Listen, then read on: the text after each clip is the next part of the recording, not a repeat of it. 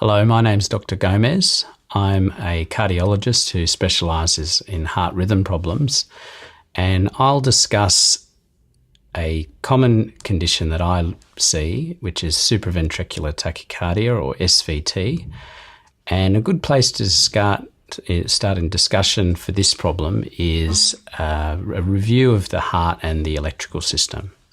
So if we start with the heart itself, the heart is made up of 4 chambers.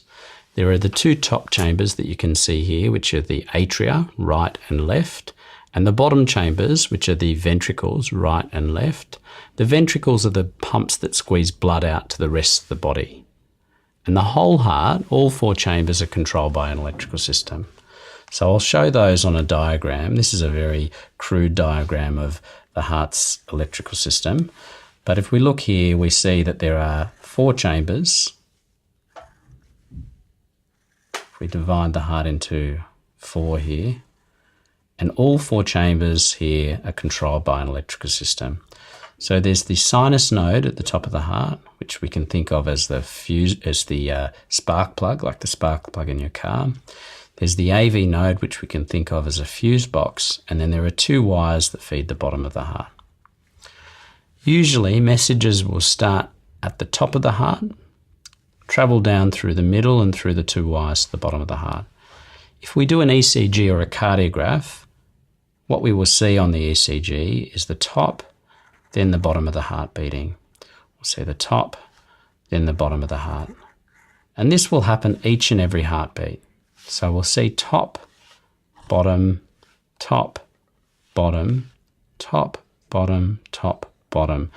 That normal heart rhythm occurs with absolutely no symptoms in patients because the heart is doing its normal activity, and we wouldn't expect people to have any symptoms at all during normal heart activity.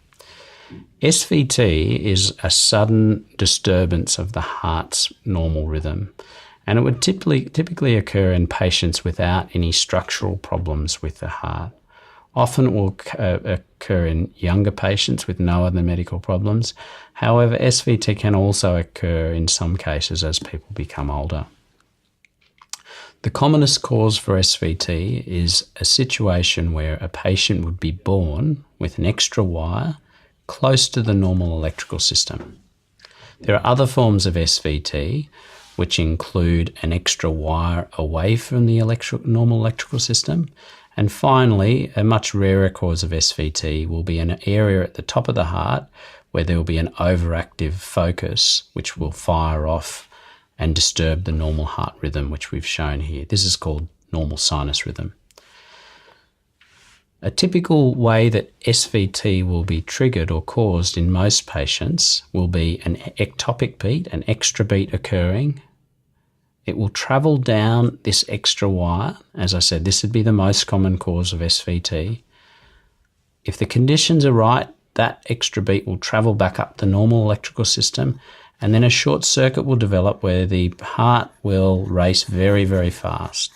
In some cases, patients may have a heart rate of over 200 beats a minute because of this short circuit occurring. Things that will stop this sort of short circuit occurring in some cases may be a deep breath or the Valsalva maneuver, where you try and pop your ears, for instance, by bearing down. And that may not be effective, and some patients may need to present to hospital and have intravenous medications, which are usually effective. If patients have frequent episodes of SVT, there is a role for medications, which can help to reduce the frequency of attacks. If medications are not effective or are causing side effects, then there is a role for a procedure to stop SVT. And we'll discuss that now. That procedure is an electrophysiology study, which is EPS, and ablation. Ablation is the part of the procedure where we treat the SVT. So if we go back to the model of the heart, during an EPS or electrophysiology study, we introduce wires in through the vein at the top of the leg. We take them up to the heart. We measure the different parts of the electrical system with the wires. So we measure the spark plug area, We put another wire in to measure the fuse box area. We put a wire in to look at the 2 wires in the bottom of the heart. And we would usually put a 4th wire in, which allows us to look at the whole of the heart, to both top and bottom chambers. Once those wires are in place, we actually try and trigger or cause the SVT. We want the heart to race and for the short circuit, if that's what's causing the problem, to present itself.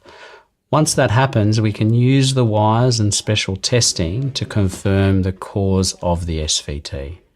We'll be able to find in most cases whether it's this problem, an extra wire close to the electrical system, this problem with the wire away from the electrical system, or an overactive area at the top of the heart. This problem is called Avnrt, the most common form of SVT. This is called Avrt, and this is called atrial tachycardia. The names aren't important for the patient because the symptoms will be the same, but for a proceduralist like me, it is important because the next step, if we confirm the cause, we have an option to take a different wire, which we can heat the tip of, to this area, and we can cauterize this extra connection away. If we find this problem, an extra wire over here, we can also cauterize this, or if we find this problem, we can cauterize this overactive area away. This procedure, this cauterizing, which is called ablation, this is the most effective treatment for SVT. For the most common form of SVT, if the extra wire is here, this would be associated with a 95% case of success or curing the problem. For this problem, around 90%. And for the least common form, we see this in less than 10% of cases. This would still be 85% successful of curing the problem without a need for ongoing medication. As you can imagine, with this procedure where we put wires in through veins and take them into the heart, that risks can occur. And we'll discuss those risks now. The most common risks involve bleeding, infection, blood clots, and damage to the surrounding blood vessels or nerves at the top of the leg here where we put the wires in. We can rarely cause damage to the heart, causing bleeding around the heart. There is the chance of a heart attack or stroke. And the most common or the most serious risk in a patient, particularly a younger patient with no other medical problems, is damaging the normal electrical system, which we see here, which in most cases would lie very close to this extra wire that we're treating. If we damage these wires here, we would need to fit a permanent pacemaker. Thankfully, that's a very rare complication of the procedure, and we'd usually quote a risk of needing a pacemaker for ablation of SVT in the order of 1 in 500. And that would be a usual quoted risk for most patients.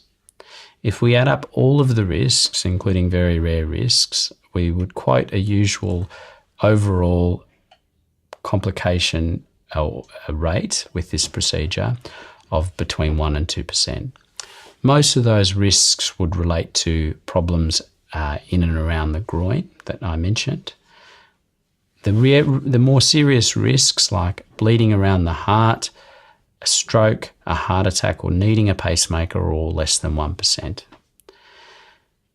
And the ablation is not a definite treatment needed for all patients with this problem, with SVT. It would be a procedure that would be, in most cases, used for patients who have ongoing attacks despite medication or side effects to medication.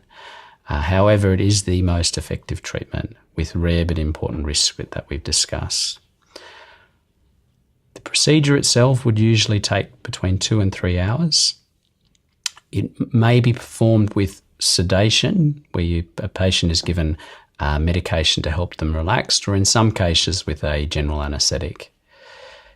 It would involve an overnight stay, and we'd expect most patients to go home the following day with no problems. It'd be important to be careful with heavy lifting for 2 weeks after the procedure, but after that period, most patients would be back to the normal activities.